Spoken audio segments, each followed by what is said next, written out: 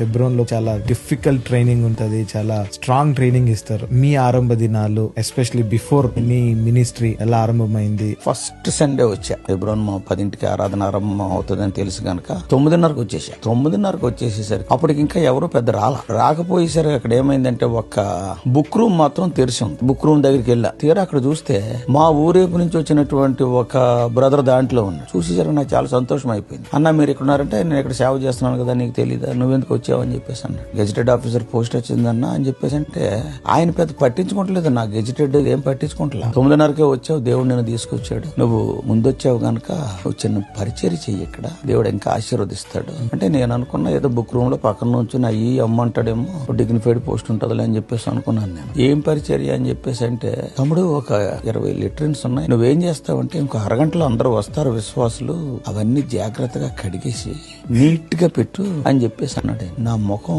రంగులు మారిపోయింది. లోపల ఎంత నేను పక్కన చెప్పాను కదా నేను గెజిటెడ్ ఆఫీసర్ అని. ఇదేం పని రా వీడు చెప్పేది, నాకు అర్థం అవుతలేదు.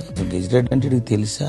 లోపల తిట్టుకుంటున్నా కానీ మందిరంలో ఉన్నా. ఇక్కడ 2 విషయాలు, చెప్పింది చేయకపోతే ఇతను డిజోబీడియంట్ అంటారు, చేయటానికేమో నాకు ఇష్టం లేదు. దేవుని మందిరంలో చేయలేక కాదు, this is the first assignment. Hebron లోకి ఎంటర్ కాగానే గెజిటెడ్ పోస్టింగ్ ఇది ఇష్టం లేదు లోపల, కానీ కాదనకుండా ఉండాలని చెప్పేసి ఆ రోజున దేవుడు అది ఏర్పాటు చేయకపోతే ఏమో జీవితం ఎలా ఉండేదో తెలియదు. అక్కడికి వెళ్లి ఫస్ట్ లెటర్ ఏదో తలిపేసి కడుగుతాను, in obedience to his orders. కడిగిన తర్వాత ఒకటి కడిగిన సెకండ్ దాంట్లోకి వెళ్ళి సెకండ్ కడిగే టైంలో పని జరిగింది. థర్డ్ దానిలోంచి నాకు ఒక పాట వినపడుతుంది. ఎవరో ఒక ఆయన ఉన్నారు దాంట్లో ఉండి ఆయన చక్కగా సంతోషమే సమాధానమే అని పాడుకుంటున్నాడు. పాడుకునేసరికి నాకు కంగారు పుట్టింది. ఏమిరా నేను ఒక్కడనే కడుగుతున్నాను అని చెప్పేసి అనుకుంటే ఇంకోడెవడో చేరాడు ఇక్కడ, వీడెవడో తెలిసినోడైతే మనకు చాలా ఇబ్బంది అని చెప్పేసి అని చాలా భయంతో ఈయన ఎవరో అని చెప్పేసి చూద్దామని బయటకు వస్తానికి ఆయన బయటకు వచ్చినప్పుడు that is where God sport. ఆయన తీరా చూస్తే ఎవరంటే 2-3 కేడర్లు నాకన్నా పెద్దోడు, నాకన్నా 25 ఏళ్ళు పెద్దోడు. ఆయనే ముందు వచ్చేసి సంతోషంగా పాటలు పాడుకుంటూ పని చేస్తున్నాడు. దేవుడు చెప్పాడు, అర్థమైందా?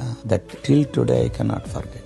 ప్రభువా క్షమించు, కొనుక్కున్నాను. ఆయనేమనుకోవాలా, నన్ను కూడా ఇలా మార్చు, నాలో ఉన్న తీసేసి. ఇలాగా ఆ దృశ్యం నన్ను ఏం చేసిందంటే 6-7 నెలలు కంటిన్యూస్ గా 9ంటికే వచ్చేసి ఇప్పుడు ఎవరు చెప్పక్కర్లా కడగటం. తర్వాత ఒక 6 నెలల తర్వాత కంటిన్యూస్ గా రావటం చూసి కొంతమంది పరిచయం అయ్యారు. పరిచయం అయ్యి ఈయన ఇంజనీరింగ్ చేస్తున్నాడు కదా అని చెప్పేసి అని అప్పుడు మందిరంలో ప్రమోషన్ ఇచ్చారనమాట. అంటే లిటరల్ నుంచి చెప్పుల స్టాండ్. తర్వాత నెమ్మదిగా ఈ రోజు దేవుడు 44 సంవత్సరాల తర్వాత ఇప్పటికి కూడా నేను చెప్తా, హృదయపూర్వకంగా చెప్తా, పులిపీటి మీద నుంచి చేసి సేవ కంటే ఈ సేవ చాలా ఉత్తమం. It is not a competitive ministry, this is behind the curtain. Only God only will see that. That day the Lord taught that.